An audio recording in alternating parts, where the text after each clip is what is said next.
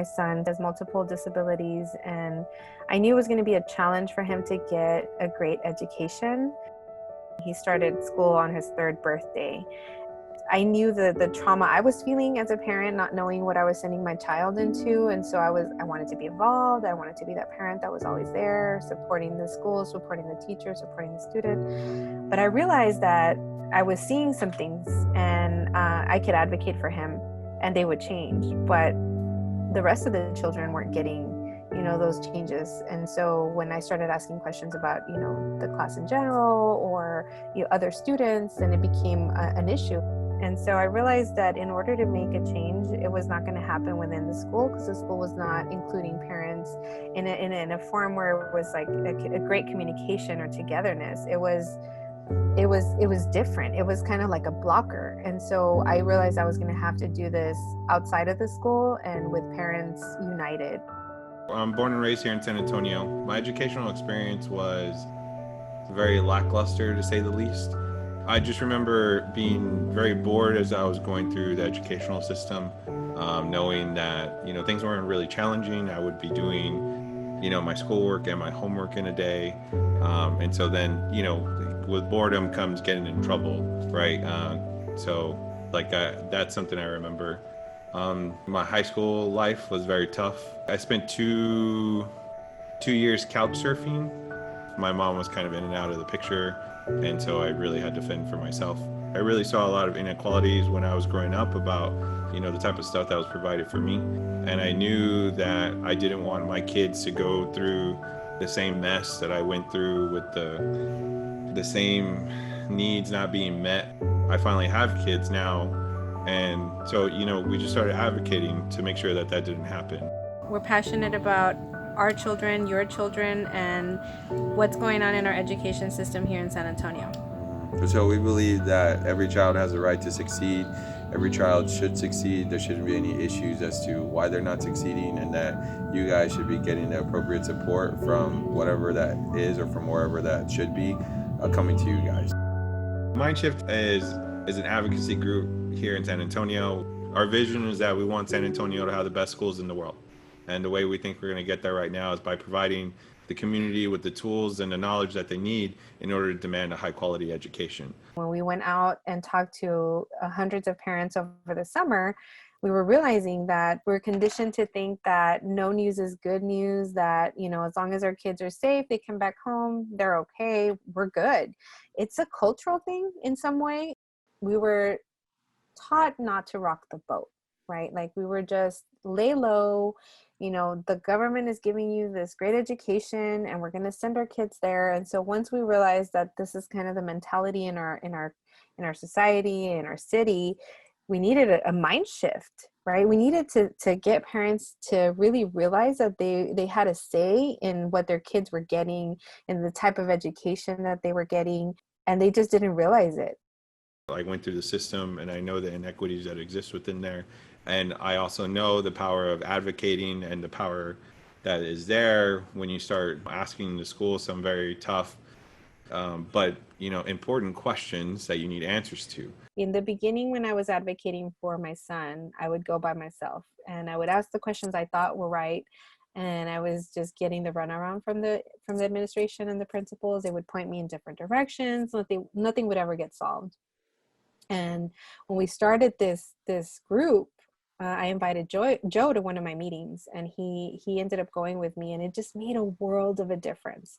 And he likes me to point it out because it's true. It just felt so equal at that point.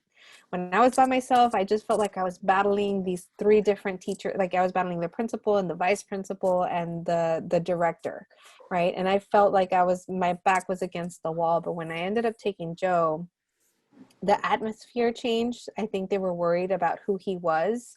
They didn't know us, right? And it didn't matter. But the way that they treated me when he was there, and him asking just like really blunt, direct questions, put the administration on edge.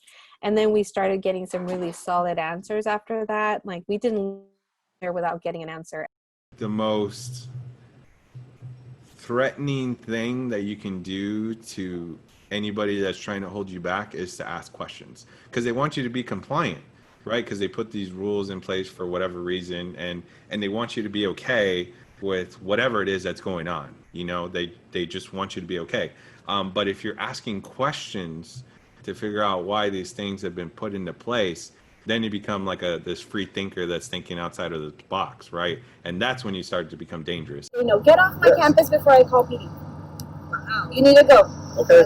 You need to go. Well, thanks. And you need to go. The vice principal, right? You need to go. I could care less what people say about me, you know, and I'm that number one person that will start a riot in front of a school to just get parents to realize, like, your school is a failing school. Like, I'm that person that'll, like, start a riot or gather all the people to come and let's boycott the school. Like, that would be me.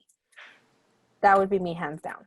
We could showcase to every parent in America exactly where their kids are, academically speaking. That's like the biggest disruption in my opinion. Like, to have that in black and white, to say, like, I know for a fact that the school isn't doing, you know, their job, or the school system isn't doing their job 100%. That's huge in my opinion. And like, that gets me excited. Talking about that gets me excited. Our situation, like being Hispanic, is different, you know, than what, you know, Black people are going through. Like, I can't even like put into words, like, just that feeling of being like hunted every day. Like, I feel it for them. I have never felt it, but I empathize on it, because in some part we've had to assimilate to what our society has told us to be. A lot of Latinos have lost a lot of what they can and cannot do because they wanted to just assimilate to what should be. And I'm just, as an adult, discovering right now that my history has been blurred. We're just realizing right now what has happened to our culture and us. And I think this is just like, aside from like advocacy, like me learning like where our history came from and why, you know, poor people live in these areas, why a lot of the majority is Hispanic, a lot of the majority is Black. Like, it's shocking and it's sad, but it makes me much more passionate about helping our communities that are still not in the knowing. A lot of the information that's being given out from the schools and from the TEA that's mandatory, it's been given out, but it's never explained. And it might just show up in a paper form. Some of the parents that I know that I talk to, they can't read. Or some of the ones that I talk to, they don't read English. They only read Spanish. And so a lot of the information, I mean, the TEA website itself doesn't have a Spanish place, like, so where you can go and find out the information. So there's a lot of barriers that are coming between the parents and the schools and the state and the districts and all these policies that are being put out, for them to understand and know for themselves to be able to help their children.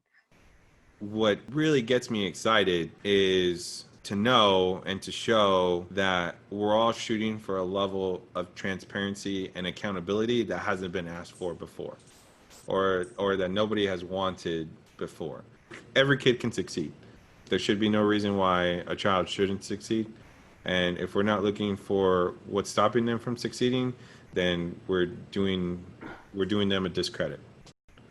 There has to be a relationship that's being built between the school and the parent, so that way they understand that if they're seeing something that's lacking, then they feel free to step up and say something. Right now, schools, for the most part anyways, they feel like the relationship between the parent and the school feels transactional, right? I go and send my kid there, and then at the end of the day, I go and pick up my kid, and if everything's good on your end, no news is good news, right? And so they're under that assumption, right?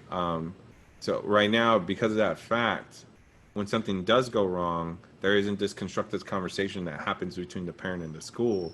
And, you know, it might turn into this blaming argument, or it could just be pushed off on the kid that they're not performing well enough, and that's why they're not succeeding. There's a really big narrative that parents don't care about their kids, and that's why they're not showing up at the schools.